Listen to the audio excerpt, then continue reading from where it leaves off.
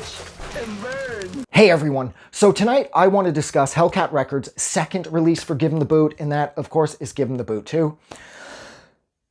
Well, the Give 'Em the Boots. Jesus, this is all because of Jonathan138 too. This was a dude that commented on my Give 'Em the Boot DVD review where I discussed the road movie that Tim Armstrong from Rancid made in regards to the Hellcat bands at the Hellcat Records bands at the time. And he commented saying that he wished more people would do more of the Give 'Em the Boot, the Punkoramas from this era. And it totally fucking was like, why don't I do this? These are the fucking releases that I lived and died for when I was a kid. Why am I not talking about these? So anyways, here I am talking about them. And no, here's, with the Give 'Em the Boot, Tim Armstrong really understood the idea of giving fans a lot for very little. Each of the Give 'Em the Boots, they run you, back when they were released, $7 to $15, depending. There's always at least 18, 19 songs representing 18, 19 bands who were currently, at that point, with Hellcat. And they always included a poster. Now, dude, that is so rad. When you're like just coming out of high school, you're starting college and everything's a little fucking screwy and you don't know if you're coming or going. And then you buy a record that's cheap and it's got a bunch of bands on it that you love and a bunch of other bands from the same label. And you're like, holy shit, you know this is going to be badass. And then you crack it open and there's a fucking poster. And it's like, you know, it's a good size poster too. It's like Hellcat Records would do this quite a bit with a number of their releases. This poster was so badass. It's the back of the record with the dude with the fucking middle finger with the 1% tattoo on his neck. Just seeing that made me feel so punk when I was a kid. It's so lame. But this was, I would say that this and the first one, Give 'Em the Boot, Give 'Em the Boot 2 are my favorites of the four Give 'Em the Boots that I was paying attention to. I think there's 5 of them because I remember owning the 5th one, but the 5th one felt lazy, so I didn't love it. But anyways, INDK is on here with Rent for Sale. You got Rancid's The Brothels, which is rad because up until this point, The Brothels was unreleased. It wasn't anywhere that Rancid's fan base could readily access this song. There was no way that you were going to find this song. So for it to open up with a song I had never heard from like one of my favorite bands ever, that alone was worth the price tag. I actually, at that point, I doubt I would have cared if it was like $40. The fact that there was an unheard Rancid potential B-side, that was a big deal. Because at this point, you weren't able, like, the music industry held us all for ransom pretty much. Like, there's nothing you could do. You bought the records or you didn't hear the songs. It's not like it is now where you just, even if you don't want to pay, you don't, like, say you had an old piece of shit cell phone, some smartphone from wherever, you got it from a friend or something for free, and you're not paying for the internet, you didn't pay for the phone, and you don't want to pay for Spotify. Well, when you're at a buddy's house, download Spotify, and the next time you're at a fucking coffee shop or something, you just use their Wi-Fi to listen to this music for free.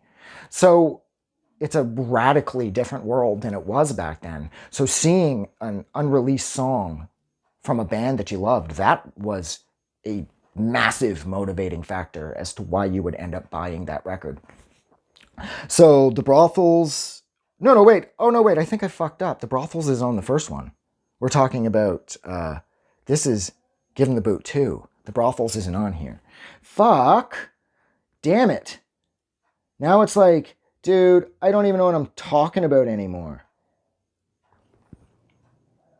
Life Won't Wait is on here from fucking Rancid's, the title track from Rancid's yet to be released next record after And Out Come the Wolves. I don't know if Give 'Em the Boot 2 came out before.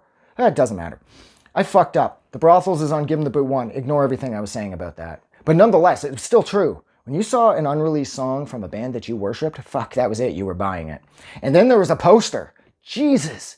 Oh, fuck. INDK's Rent for Sale was on here. The Distillers had LA Girl. The Gadgets had Bad Gadget on here. Now, the best song on here, as far as I was concerned, was Mouthwash's Fool's Gold. And that was the thing that motivated me to buy their record, 1,000 Dreams. And that record was really good. However, what I noticed was when I picked up 1,000 Dreams from Mouthwash, the album's version of Fool's Gold was radically different than the sort of like demo version, I guess, of Fool's Gold that is represented on Give 'Em the Boot 2. So it was a bit of like false advertising because I don't love the album version of Fool's Gold anywhere near as much as I love the sort of ragged sounding version of Fool's Gold that is on Give 'Em the Boot 2.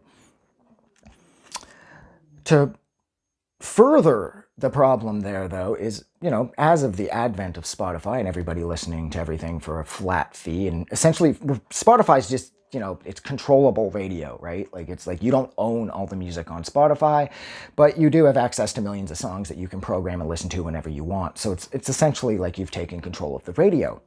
The problem with Give 'Em the Boot 2 on Spotify is that the version of Fool's Gold that is on Give 'Em the Boot 2 is actually the version from the album 1,000 Dreams. So that's a little disappointing. But that's only in the sense of listening to this through Spotify. If you own Give 'Em the Boot 2, you have the real version of it or the correct version of it, so it doesn't really matter. But this was another amazing release with one of the coolest posters I've ever seen, and it just made me feel so punk.